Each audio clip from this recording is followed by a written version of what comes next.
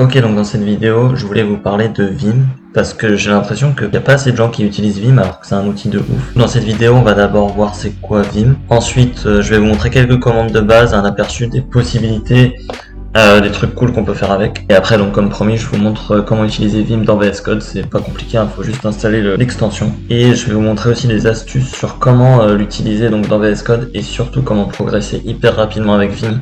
Donc je vais vous montrer comment moi j'ai appris assez facilement. Donc c'est quoi Vim? Du coup, bon, je vais pas faire un cours d'histoire, un peu la flemme, hein. Mais en gros là-bas ça s'appelle VI. Le M c'est pour M de Improved, genre c'est une sorte de jeu de mots entre VI et Improved, ça donne Vim. Donc Vim c'est VI Improved. En gros c'est juste à la base un des premiers éditeurs en fait de texte pour coder quoi. C'est comme Nano ou Emacs. Si vous avez déjà utilisé, ça permet donc juste d'éditer du code depuis votre bash tout simplement. Donc voilà, ça peut être toujours intéressant de connaître un de ces trois éditeurs parce que si vous avez juste un fichier vite fait à éditer dans votre bash, bon bah il y a juste à lancer Vim fichier et ça ouvre le fichier, on peut écrire ce qu'on veut dedans, etc. Et le refermer avec .q.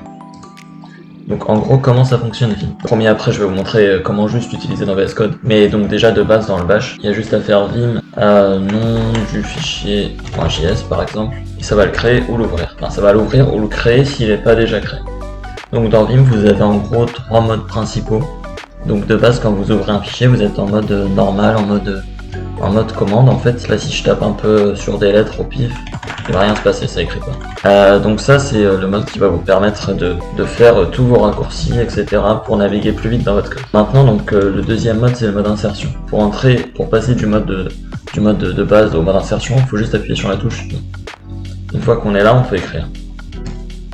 Donc là par exemple, imaginons je veux sauvegarder ce que je viens de faire. Donc là vous voyez en bas à gauche que je suis bien en mode insertion. Pour quitter le mode insertion, il suffit de faire échappe. Là je reviens en mode normal. Maintenant pour sauvegarder mon travail, je vais passer en mode line. Il suffit d'appuyer sur deux points. Et là pour sauvegarder, ça va être juste W, entrée. Donc pourquoi W? C'est pour donc write en anglais, je suis désolé pour mon accent. Et pour quitter, donc c'est .q. Pour sauvegarder et quitter, vous pouvez écrire dans la même ligne .wq. Voilà, on va réouvrir notre fichier et on voit que ça a bien sauvegardé. Maintenant je vais vous montrer un peu comment utiliser les raccourcis. Déjà donc pour copier-coller, donc par exemple si vous voulez copier-coller une ligne en entier, vous faites YY. Là j'ai copié cette ligne. Pour la coller après, je fais P. Pour la coller avant, je fais P majuscule. Ici CTRL Z c'est U pour undo. Donc voilà, quelques commandes de base. Maintenant pour couper, il suffit d'appuyer deux fois sur D pour supprimer une ligne. Et ensuite vous l'avez aussi copié, donc c'est comme si vous aviez coupé. Et pareil, donc soit P majuscule pour la copier avant, soit P minuscule pour la copier après. Un autre truc de base avec Vim, c'est que on peut se balader donc avec le clavier, mais on peut aussi utiliser les touches H, J, K et L. Donc H c'est pour aller à gauche, donc c'est la touche la plus à gauche. L la touche la plus à droite pour aller à droite. J ça ressemble un peu très vaguement à une flèche vers le bas, enfin c'est ce qu'ils veulent nous faire croire pour faire genre c'est logique. Et donc du coup J c'est pour aller vers le bas. Et K c'est pour aller vers le haut. Donc ouais, faut prendre l'habitude en fait, j'utilise pas toujours mais en réalité c'est un peu plus rapide que d'utiliser les flèches. Il y a plein d'autres raccourcis. Donc, pour revenir au tout début du fichier c'est GG, à la fin G majuscule. Donc je reviens au début du fichier. Je peux aussi me déplacer de mot en mot en utilisant W pour passer d'un mot à l'autre. Donc c'est tout ce qui est séparé par des espaces. Et si je veux revenir en mode avant, je fais B pour back. Pour aller juste à la fin du mot où je suis actuellement, c'est E. Et si je suis déjà à la fin, ça passe au mot suivant. Maintenant, donc je vous ai montré qu'on pouvait delete en faisant DD pour delete toute une ligne. Imaginons je veux delete juste un mot. Je me trouve au début du mot. Je fais DW. Tout simplement. Maintenant, imaginons je veux delete deux mots. 2DW. Par contre, ce qui est un peu embêtant, donc avec D et certaines autres commandes, donc c'est un peu la flemme de faire 2DW et I pour revenir en mode insertion à chaque fois, ok. Donc pour aller plus vite, à la place de D, on peut utiliser C. Ça permet à la fois de supprimer et de passer directement en mode insertion. Donc si je fais CW, je peux direct écrire par-dessus. Donc voilà, après les possibilités sont infinies. Hein. Je vous ai montré vraiment quelques commandes de base. Aussi si on veut sélectionner plus précisément, on peut utiliser V et se balader donc pour sélectionner ce qu'on veut. Pareil on peut utiliser W pour passer d'un mot à l'autre, etc. Alors on peut appuyer sur O pour passer de l'autre côté de notre sélection. C'est pas mal pratique aussi. Et donc là on peut copier ou couper. Donc par exemple je vais copier et ensuite je vais coller avant. Tac. Je peux aller à la fin du fichier, coller ici, etc. etc. Donc si vous connaissez pas ce raccourci aussi, pour ouvrir des trucs avec VS Code, vous pouvez faire code, nom du fichier avec votre bash. Ok, donc là on est dans VS Code.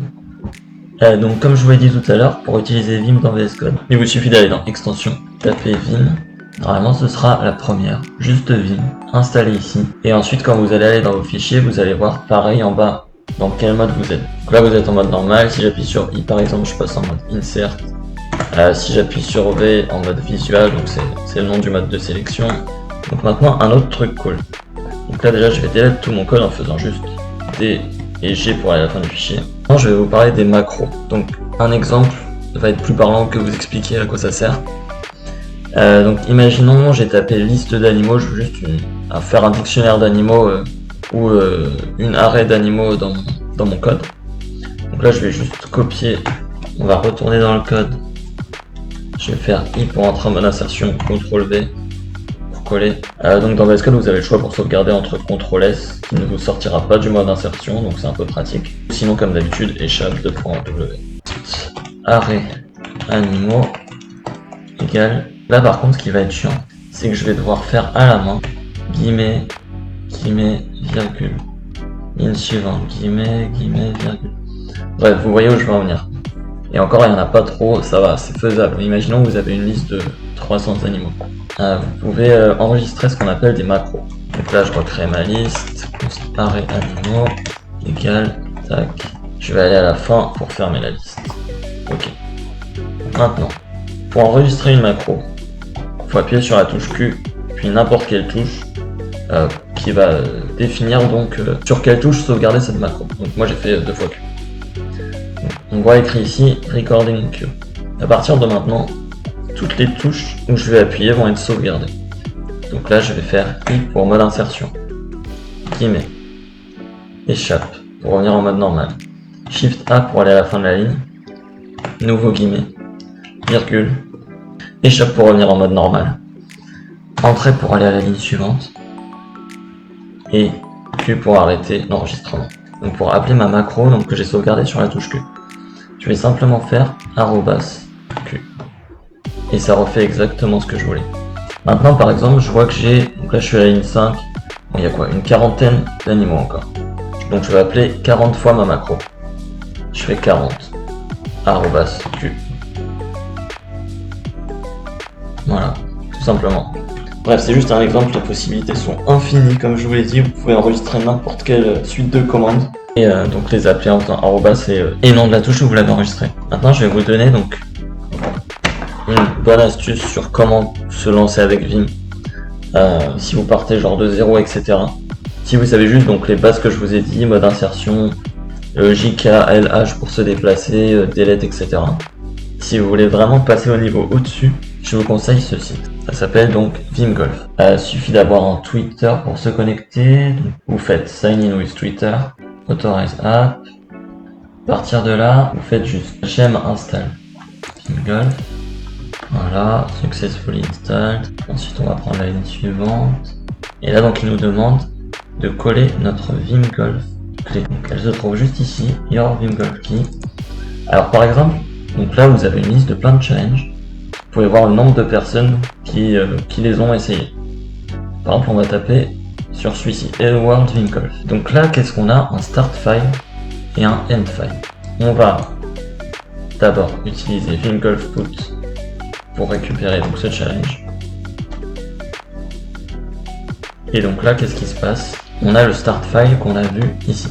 Maintenant, en fait, le but, c'est de transformer ce start file exactement dans le end file avec le moins de touches appuyées possible. On va par exemple copier donc ce 51. On va le coller donc 1, 2, 3. Donc il y en a 50. Donc on va le coller 49 fois. Non, mieux que ça. On va faire une macro. Une commande pour diminuer un nombre de 1 cran. Donc je vais enregistrer une macro. Je vais diminuer ce nombre de 1 cran. Le copier, le coller, tout simplement. Donc si je me trompe pas, faut que je le fasse 49 fois. Donc je vais faire 49 @Q.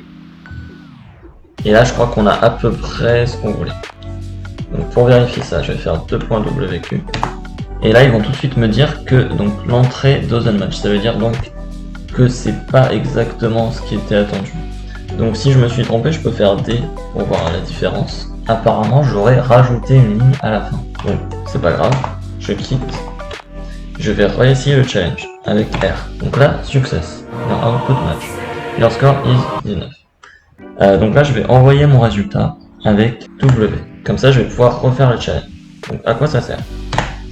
Je fais W, je reviens au challenge, je vais sur le site. Et donc là, à la base, je voyais comment a fait la personne qui a mis le plus de touches pour le faire. Maintenant, j'ai mis moins de touches que ça, donc je vais avoir accès à la personne qui en a mis un peu moins que moi. Donc moi, je me situe là, en bleu. Et donc, il y a quelqu'un qui l'a fait en 16 coups. Donc c'est comme ça que je vais apprendre. Maintenant, je vais faire comme lui. Et comme ça, je vais avoir accès au gars d'au-dessus, puis au gars d'au-dessus, etc. Et à chaque fois, je vais découvrir des nouvelles commandes jusqu'à arriver au mec qui est numéro 1 et donc qui l'a fait en 10 coups seulement.